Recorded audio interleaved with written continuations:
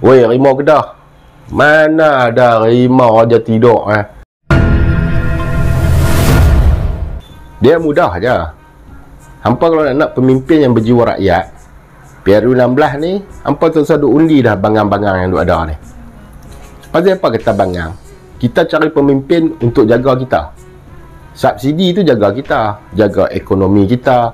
Orang yang ada anak 6, anak 3, anak 1, tak ada anak, semua memerlukan ekonomi dalam kehidupan. Dan mereka ni pun reti guna duit. Tapi mai pemimpin yang ada, mereka tak jaga pun. Subsidi tarik, subsidi ni tarik, subsidi ni tarik. Ada baru orang kata, mana ada, ini kerajaan yang menjaga rakyat. Ni baru hampir makan kedai makan sudah bihun sup pun jual RM9 dah lah ni. Ada lah kawan tu kawan mana tak tahulah, depak lah cerita kan. So nak cerita barang murah pula bapak hang bah. Lepas tu pula, kalau lah hampa masih ingat lagi masa Covid 33 bulan dulu, apa yang kerajaan tak buat untuk kita? Kerajaan ambil daripada duit refund 1MDB tu sendiri, kerajaan salurkan dalam akaun-akaun rakyat.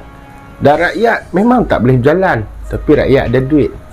Rakyat tak boleh pi ke shopping mall, tak boleh pi berjalan ke peranginan, tapi rakyat ada duit.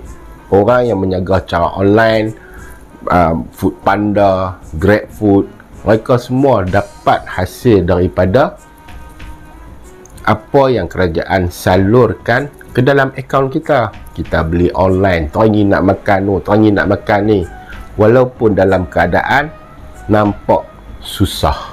Tapi ialah sama ada kita ni lupa ataupun mula dibodohkan.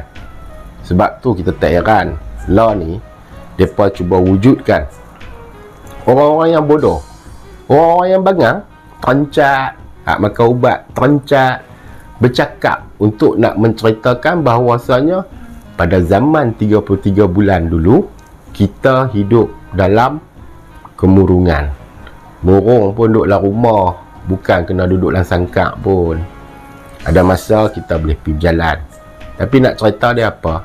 Masa tu, itulah Malaysia mendapat kembali kerajaan yang menjaga titik berat kepada hal masyarakat ataupun hal rakyat dia sendiri. Tak kira apa pangkat daripada pemimpin tu, sehingga kan kita pun dah tak sebut dah nama mereka sebagai jawatan, tapi menyebut nama mereka sebagai gelaran panggilan mesra. Nampak tak?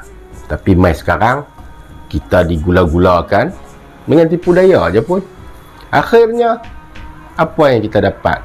Kita kecewa. Ingat, depa lah ni duk cipta anjing tau. Cipta anjing yang konon-kononnya harimau Kedah lah. Woi, harimau Kedah. Mana ada harimau aja tidur Harimau ni dah kerja berjalan.